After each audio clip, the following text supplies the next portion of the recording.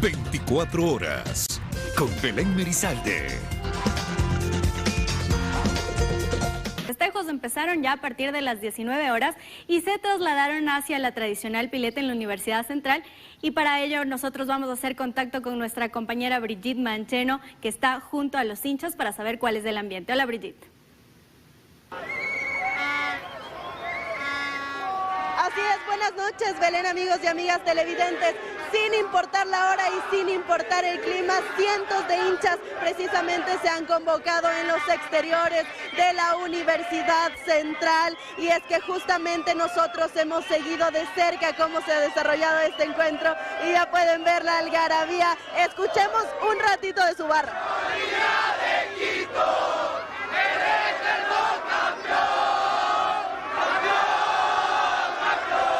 Bueno, y la gente se sigue acercando, se siguen sumando, pues es la algarabía que viven, y justamente para ellos esta es una emoción. Y justamente sobre cómo se ha desarrollado toda esta jornada les tenemos preparado un reportaje. Escuchemos.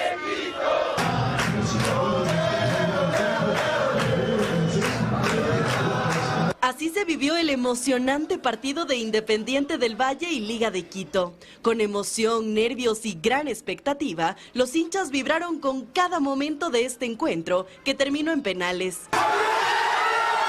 que finalmente le dieron la victoria a Liga de Quito y se consagró como campeón de la Liga Pro. Campeón nuevamente, gracias Liga, te agradezco nuevamente y sigamos adelante. Muy contenta que haya ganado el equipo, Liga campeón, ¡bravo! Y es que tantas son las historias de hinchas que han crecido con la Liga, que esta victoria les trae recuerdos del pasado. Yo estuve con la Liga cuando bajamos de categoría, sí, en el 2001 que perdimos al Olímpico con el Olmedo y tantas cosas. Y de ahí hemos resurgido. Soy, hincha de la Liga desde que nací hasta que me muera. Sufrí en 2019 cuando Delfín nos ganó por penales. 2020 te la sufrí igual, me ganó Barcelona por penales. Ahora disfrutarte por penales, el fútbol da revanchas. Desde Guaguita tengo 58 años, hasta cuando muera seré de la Liga. Gracias por todo. Y así como estas historias, la Liga vuelve a encender cientos de corazones salvos, que vuelven a su tradicional pileta a celebrar la segunda victoria del año y la estrella número 12. Una cosa que empieza a comer, con I, con G, con A, Liga campeón.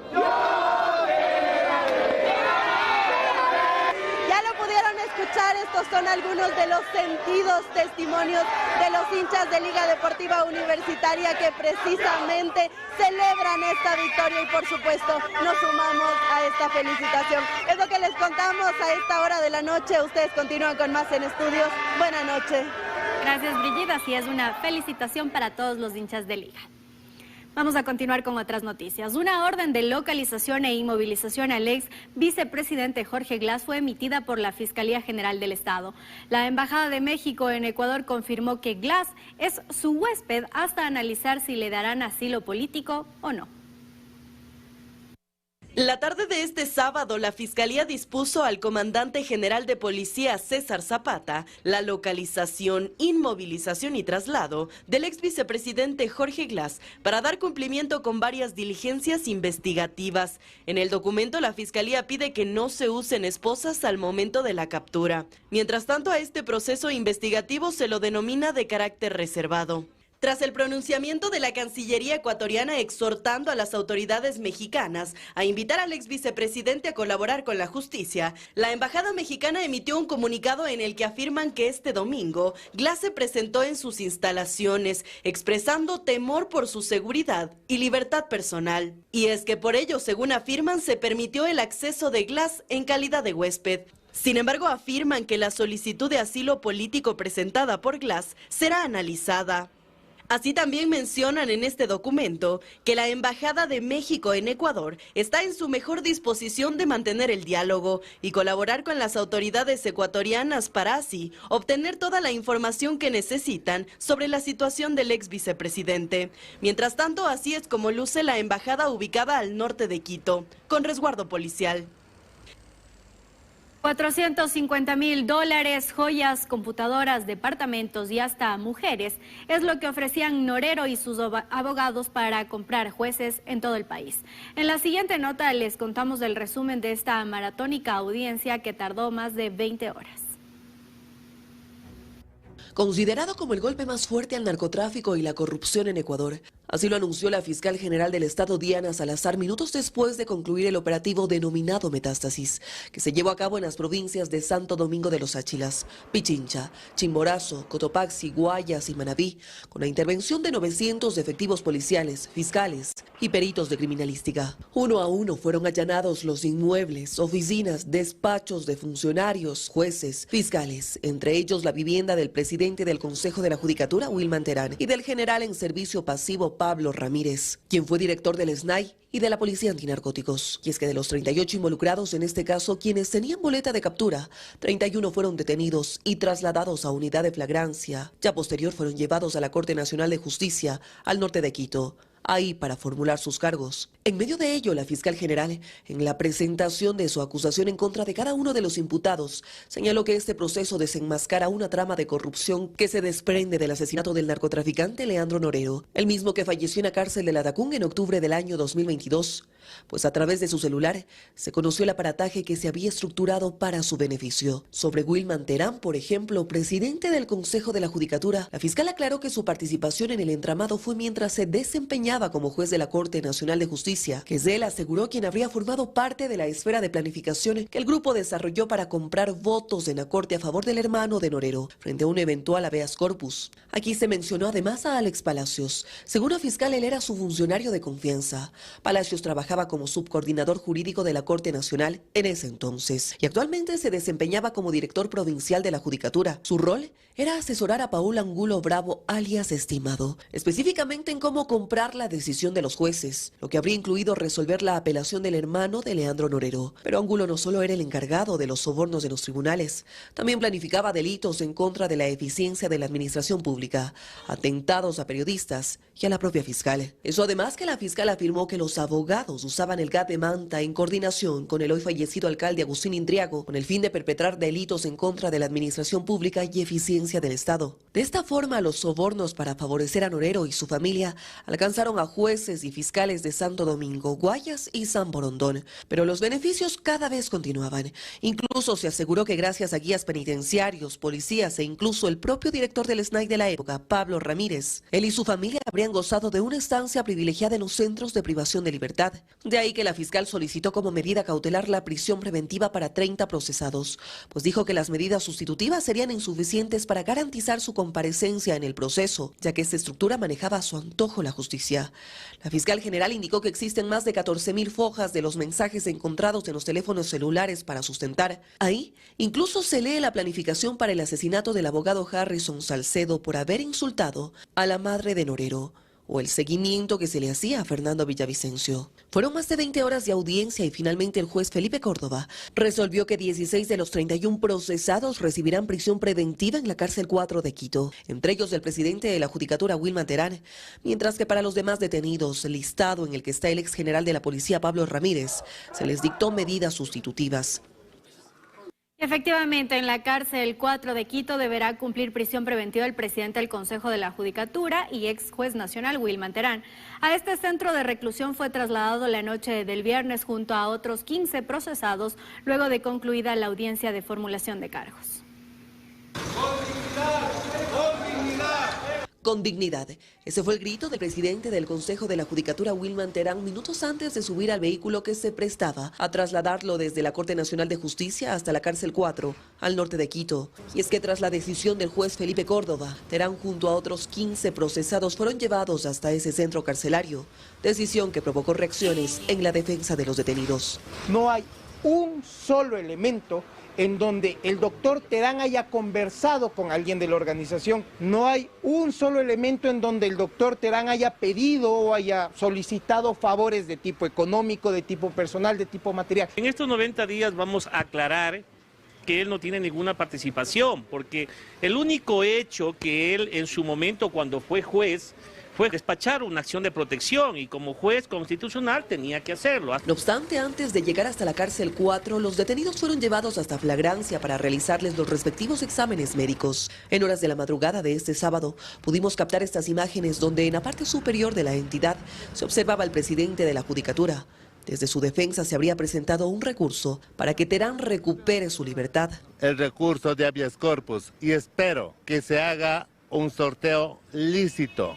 Además de Wilman Terán, la lista de los investigados que enfrentarán prisión preventiva incluye a Eli Bea, Alexander N., Alex P., Adolfo R., Mayra S., Santiago Z., José Luis S., Sofía G., Emerson C., María José A., Héctor P., Gabriel G., Cristian S., Lenín M. y César A. Mientras tanto, los demás procesados quedaron en libertad con medidas sustitutivas. Entre ellos está el general de la policía, Pablo Ramírez. Nosotros estamos satisfechos con la defensa que hemos planteado porque Fiscalía ha pedido prisión preventiva en contra del fiscal de Guayas.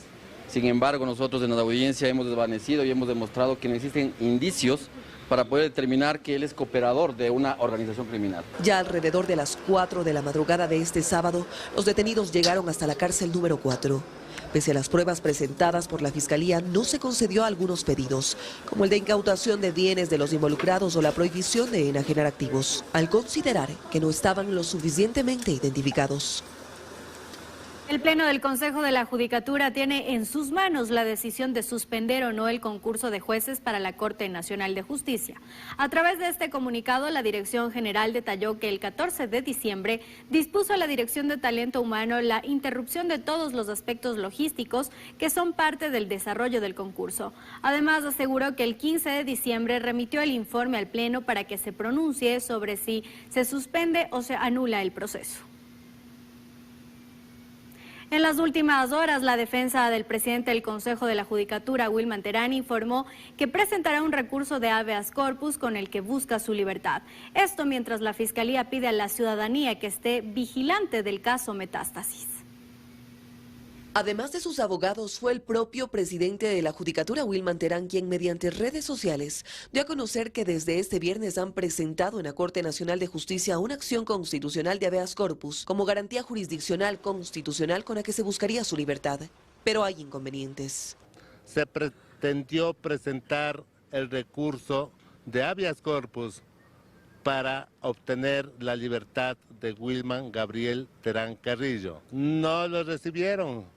Amenazaron con el delito de asociación ilícita. José Chalco es experto constitucionalista y él detalla que Terán puede solicitar la revisión de la medida de privación de libertad en cualquier momento, pero de manera ordinaria. Cualquier habeas corpus que se intente presentar en razón de una decisión de privación de libertad en un proceso penal, como es el caso Metástasis, sumado a que el presidente del Consejo de la Judicatura tiene fuero de Corte Nacional, se tendrá que presentar ante una sala de la Corte Nacional de Justicia. Y es que el habeas corpus pueden solicitarlo solamente quienes tengan una detención ilegal, arbitraria o ilegítima. Y eso podría llevar, insisto, a que cualquier juez que intente dar a favor, otorgar al lugar un habeas corpus en estas circunstancias, cometería el delito de prevaricato. En ese sentido, la Fiscalía General del Estado en las últimas horas dio a conocer este comunicado,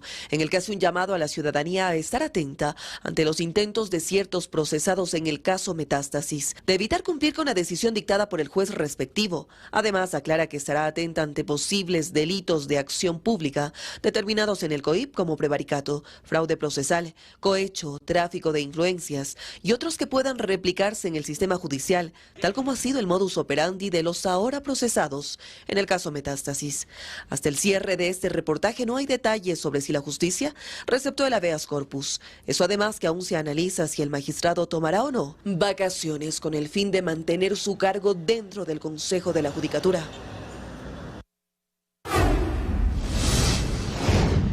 En noticias internacionales, el número de muertos por la fuerte tormenta eléctrica que azotó a la provincia de Buenos Aires en Argentina asciende a 16. Las ráfagas de viento también alcanzaron una localidad de Uruguay. Ráfagas de vientos que alcanzaron los 150 kilómetros por hora golpearon a la localidad de Bahía Blanca, provincia de Buenos Aires, Argentina, la noche del sábado y madrugada del domingo. 16 personas, entre ellas un niño, fallecieron tras el colapso de un techo producto del fuerte temporal, mientras que otras 15 personas permanecen internadas en casas de salud con heridas de gravedad. La tormenta dejó más de 1000 árboles y postes caídos, cortes en el suministro eléctrico, cancelación de vuelos, el colapso del escenario de la fiesta Brecht, autos destrozados y hasta afectó la icónica flor floralis genérica de la capital argentina. En la ciudad no estamos preparados, fíjate que se destruyeron un montón de edificios, sobre todo los que están cerca del río, que nunca habíamos tenido. Tras la tragedia, este domingo el presidente Javier Milei viajó hasta Bahía Blanca, en donde presidió el comité de crisis. Frente a estos eventos tan adversos, los argentinos siempre sacamos lo mejor de nosotros, por lo tanto estoy perfectamente confiado en que ustedes van a lograr poder resolver esta situación de la mejor manera posible con los recursos existentes. El aeropuerto de la capital fue cerrado por la tormenta debido a que algunos aviones eran movidos por el viento. Según la última actualización de las autoridades, 350 personas fueron evacuadas, mientras que Bahía Blanca declaró 3 días de luto y emergencia sanitaria, alimentaria, social, ambiental y económica. Es una situación realmente trágica y catastrófica. Pero la tormenta no solo golpeó a Argentina, sino también a Uruguay. Allí un niño de 8 años y un joven de 20 fallecieron por la caída de árboles y la voladura de techos tras los vientos que alcanzaron más de 167 kilómetros por hora. De allí que las autoridades recomendaron a los ciudadanos permanecer en sus casas. Hacemos una pausa en las noticias, amigos. Al volver les contaremos que sentenciados por asesinato, corrupción, entre otros delitos, ya no podrán acogerse a la prelibertad. Esto por decisión de la Corte Constitucional. Los detalles al volver.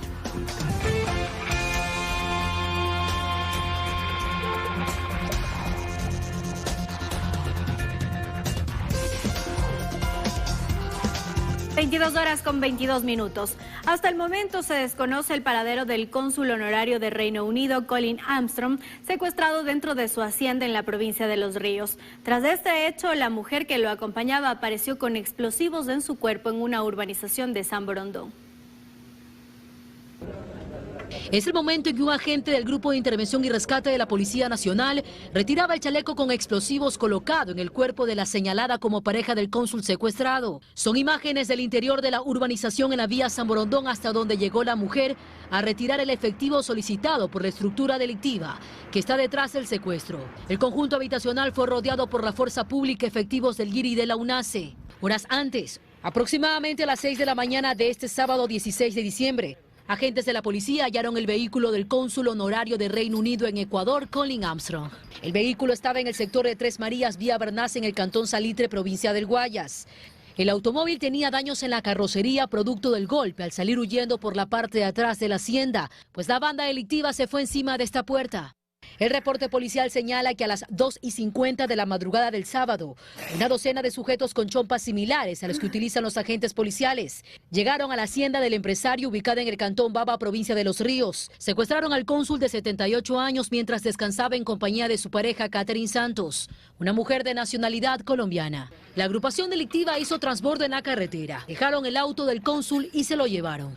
Las investigaciones policiales señalan que una estructura delictiva de Guayaquil sería la responsable del violento hecho. La provincia de Los Ríos atraviesa una ola de secuestros y extorsiones. En lo que va de 2023, en esta provincia se registran 139 secuestros y 623 casos de extorsión. Hasta el momento se desconoce el paradero del cónsul honorario de Reino Unido en Ecuador. Sentenciados por asesinato, corrupción y una veintena de delitos no podrán acogerse a la prelibertad. Así lo ratificó la Corte Constitucional. En agosto de 2021, Andrea Paola Merchán, abogada de la Defensoría Pública de la SUAY, presentó una acción de inconstitucionalidad en contra de la reforma al Código Orgánico Integral Penal publicada en 2019, donde se impide que aquellas personas sentenciadas por una veintena de delitos puedan acceder al régimen semiabierto, también conocido como prelibertad. Esa demanda tuvo respuesta de la Corte Constitucional 2 años después, en 2023, y se hizo pública hace poco. La Corte Constitucional desestimó la acción de la demandante, quien argumentaba una supuesta violación al principio de igualdad y no discriminación. El organismo consideró que las valoraciones político-criminales acerca de la gravedad de estas infracciones se encuentran amparadas por los deberes primordiales del Estado, como la protección de la seguridad humana, la paz social, la prevención de delitos graves y la vida. Las reformas al COIP no implican en abstracto una regresión de derechos de las personas privadas de la libertad, por lo que tendrán que cumplir el 100% de la pena en prisión aquellas personas sentenciadas por asesinato, femicidio, sicariato, robo con muerte, delitos contra la integridad sexual.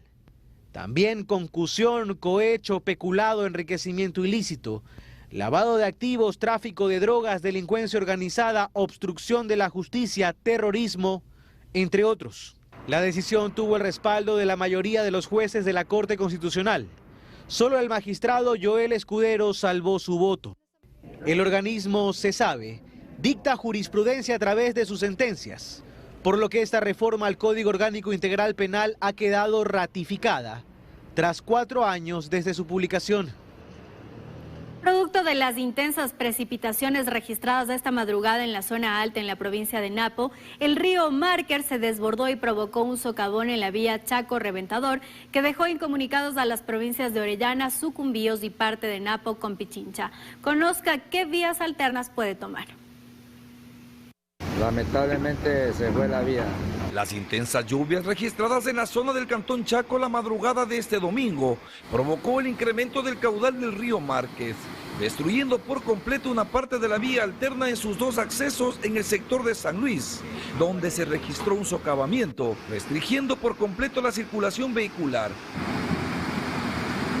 Personal de Metop Napo llegó al sitio e informaron cuáles serían las posibles alternativas de circulación y solución que darían a este fenómeno natural que se registró este domingo en el sector. Tenemos la vía alterna que es Baeza, Yede, Narupa, Coca, Lago Agrio. Lo otro es esperar que bajen las aguas, que deje de llover y podamos restablecer el tráfico. Además, la Policía Nacional informa que el mal estado climático ha afectado a casi toda la provincia de Napo y que no es el único problema registrado en materia de cortes de vías por problemas de erosión y derrumbes en toda la zona. No hay paso ni para transporte, peor aún para las personas. No podemos permitir que pasen por el puente. Es un riesgo. Esta vía, que viene arrastrando varios problemas de movilidad, enlaza a Napo, Orellana y Sucumbíos con Pichincha, por ahora incomunicada. Para llegar a destino, los transportistas deben tomar la ruta que comprende Baeza, Yede, Narupa, Loreto, El Coca, Lago Agrio o Yede, Narupa, Chonta, Punta, El Coca. Personal de Emetov y maquinaria de los gobiernos seccionales permanecen en la zona y avanzan con la limpieza y reconstrucción de la mesa en el sector de San Luis.